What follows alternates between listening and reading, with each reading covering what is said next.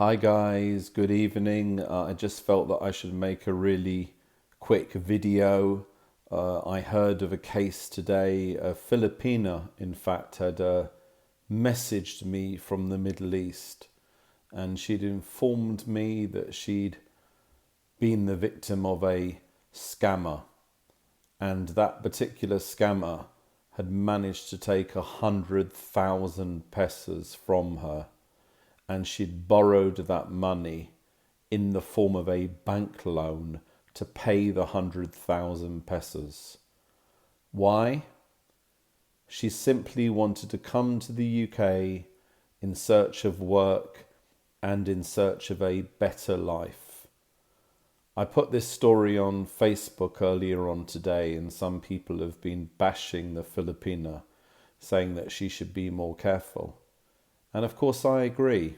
You know, whenever you want to part with any money, particularly that kind of money, even more so because that money was a bank loan, you know, you have to have certain checks in place.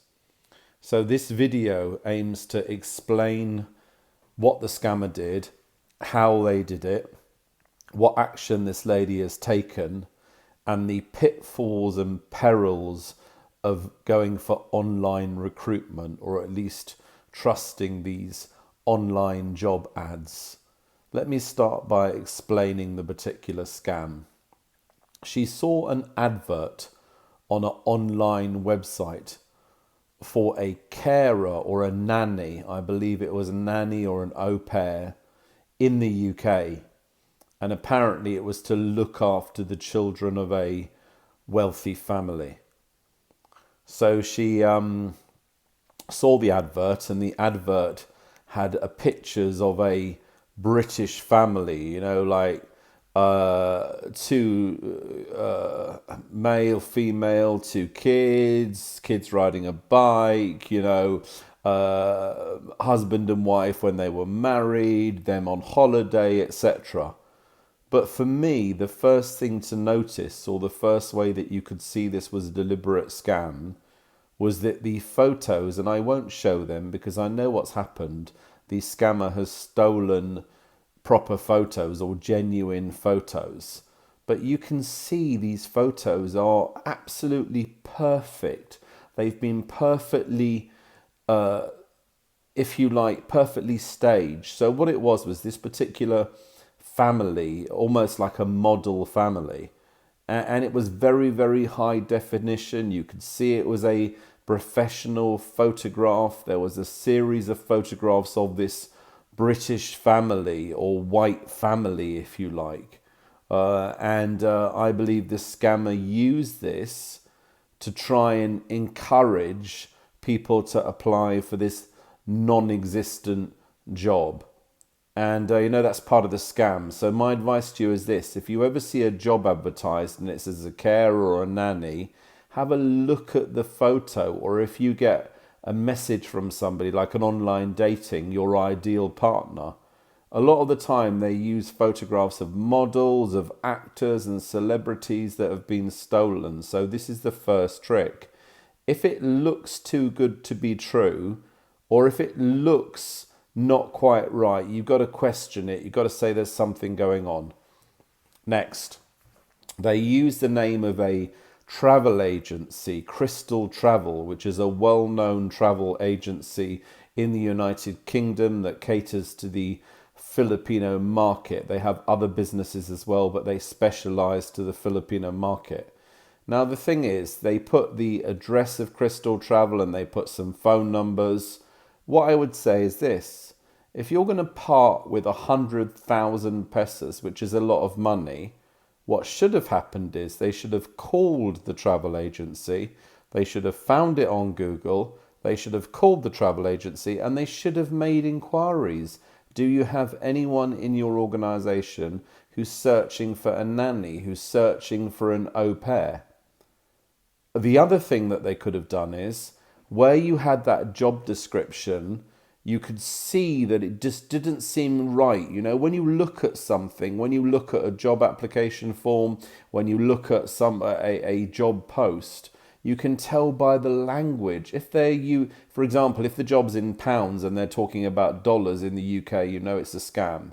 If they talk about God this or bless this or dear this, you know it's a scam coming from a particular part of the world, and this is part of their language. This is part of the terminology that they use. So just be very, very careful. What I would say is if you're unsure, get the contents of the job application, copy and paste them, stick them in Google, and if it's a scam, it will tell you, you'll see it's a scam because it will say scammer. So basically there was that wrong with it as well. And secondly, and finally, you know, there are no jobs in the UK as a cook, as a cleaner, as an au pair, as a nanny, as a chef, any unskilled job. You cannot, it is absolutely impossible to travel from the Philippines to the UK in search of any of these jobs. These jobs do not exist. They are complete scams. If you go on the UK government website, if you search for it on Google, there is something called a shortage occupation list. And this is the list of jobs that we need filling in the United Kingdom, i.e. we can't find enough people in the UK to do these jobs. And this will be healthcare professionals, nurses, doctors, physios. It would be engineers. It would be, funnily enough, a ballet dancer or an actor or certain kind of jobs that you can go abroad to other countries to recruit those people. So what I would say to you is this. If you are looking to come to the UK in search of employment, you have to have a degree. But from this January, there is a new points-based immigration system. So there are certain jobs, for example, senior carers, that you may be able to come to the UK, but you have to have a proper employer. And what I would say is this. Speak to your employer on the phone from the Philippines, and if they don't sound quite right, if they don't sound authentic, look at them on a video call. It's not good just enough to talk to somebody on the phone because you're not sure what accent they are using. Actually have a proper interview through Skype. If you're going to be handing over 100,000 pesos, you should have a Microsoft Teams interview, a Skype interview. You should do your background research. You know, the point is that we have at least 1 million unemployed people in the UK. If you think something's too good to be true, ask yourself this. Why, if there's 1 million unemployed people in the UK, why would they go to the Philippines to recruit a nanny? I'm not saying that Filipino nannies are not fantastic, because I personally believe that as carers, as healthcare workers, they're some of the best in the world. But the point of this, if you're a UK employer, why would you spend thousands of pounds paying for a flight for somebody from the Philippines, paying all their expenses, giving them a large salary, when you have people in the UK who could do that job? So the moral of the story is this. If it looks too good to be true, then it probably isn't true. So I would say do your research. You are welcome to contact me personally. You can email me at malcolmconlon@hotmail.com, or you can find me on Facebook or social media, or leave a comment in the comments box. Since I posted on Facebook today, I've received at least 3 messages from other Filipinos who've been scammed out of money, thinking there is a job available. So what I would say is this.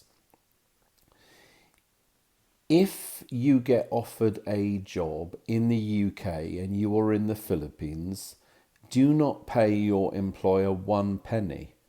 If you hand over 1 penny of your money, i.e. if the employer asks you for visa expenses, processing costs, passport costs, contribution towards your ticket, contribution towards your flight or whatsoever, you know it's an absolute scam. And the thing is, you should always research on Google. You should always check out for yourself. Go to the British Embassy, ask on the UK government website, or ask the Philippine website or the Philippine Overseas Employment Agency. or the Department of Labour. You know, you should just check these things out. Please do not hand over money to these scammers, because I hate to say this, but during the time of the pandemic in particular, these scammers are making absolutely millions and millions of pounds every single year from Filipinos. Why? I don't blame the Filipinos. Somebody said to me that, oh, you're stupid if you give away that money. I don't think it's stupidity. I think it's desperation. I think it's poverty. You know, I don't blame those people in the Philippines who want to better their lives, who want a better future. But the problem is, because you are so desperate, you're not looking for the checks, you're not making those checks, you're just going ahead and you're just applying for jobs, you're getting bank loans, you're selling your property, you're just doing whatever you can to try and come to the UK. And I fully understand that, but the reality is it's incredibly hard to come here, as I said, unless you have a degree or you have a specialist job that people in the UK actually want. It may be a little bit easier now the points-based immigration system has come into place, but I would say be incredibly careful, seek legal advice, and the main thing is make sure you go through a proper recruitment agency like Manpower or any of the big agencies in the Philippines. Please, please, please be careful. Please do share this video, and of course, you know, you can leave a comment below, and thank you very much for watching. I made this video today because I'm really upset to hear about this Filipina who lost such a large amount of money, and I'd like to send her my best wishes. I'd like to say I'm very sorry to hear about your experience. I know that you've reported this to the police, to the Philippine National Police, and to other agencies. And I really do hope that you get your money back. Anyway, guys, thanks so much for watching.